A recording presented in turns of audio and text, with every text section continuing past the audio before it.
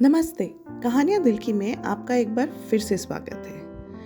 आज हम आपके लिए लेके आए हैं अकबर बीरबल की कहानी। तो चलिए शुरू करते हैं आज की कहानी, चोरी हुए हार का रहस्य।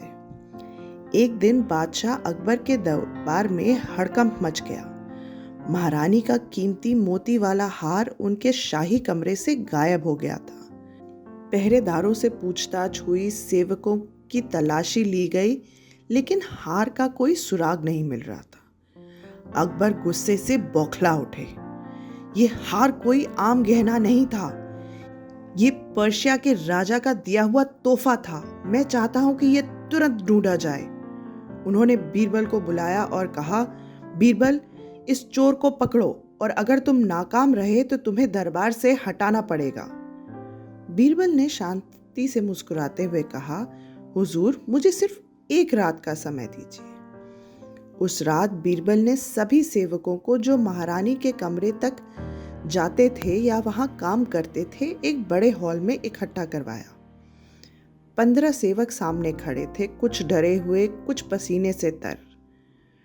बीरबल ने हर एक सेवक को एक लकड़ी की छड़ी देते हुए कहा, ये जादुई छड़ी है। अभी ये सबके लिए एक बराबर की है, लेकिन सुबह होते ही जिस किसी ने चोरी की है उसकी छड़ी 1 इंच बढ़ जाएगी। सभी सेवक एक दूसरे की ओर हैरानी से देखने लगे। बीरबल ने बोला, इन छड़ियों को अपने पास रखो और सूरज निकलते ही इन्हें मुझे लौटा देना। सेवकों को उनके कमरे में भेज दिया गया।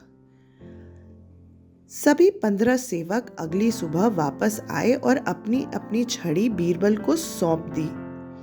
बीरबल ने हर छड़ी को मापा और तभी उसके चेहरे पर मुस्कान आ गई। उसने अकबर की ओर मुड़कर एक सेवक की ओर इशारा किया, हुजूर, यही है वो चोर।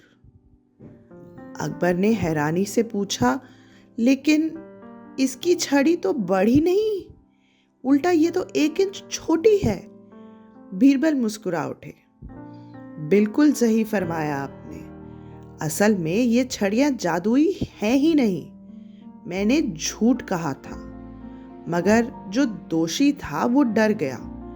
उसे लगा कि उसकी छड़ी सच में बढ़ जाएगी और इस डर से उसने रात को अपनी छड़ी 1 इंच काट दी। अकबर बीरबल की चालाकी पर दंग रह गए।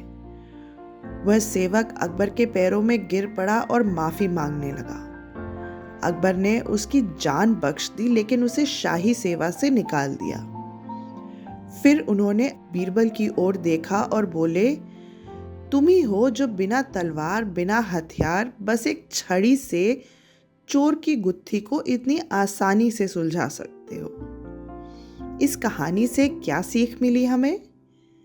अपराधी चाहे कितना भी चुप रहे, उसकी डर की पहचान खुद उजागर कर देता है। आशा है आपको हमारी आज की कहानी पसंद आई होगी। कमेंट्स में ज़रूर बताइएगा ये आपको कैसी लगी। धन्यवाद।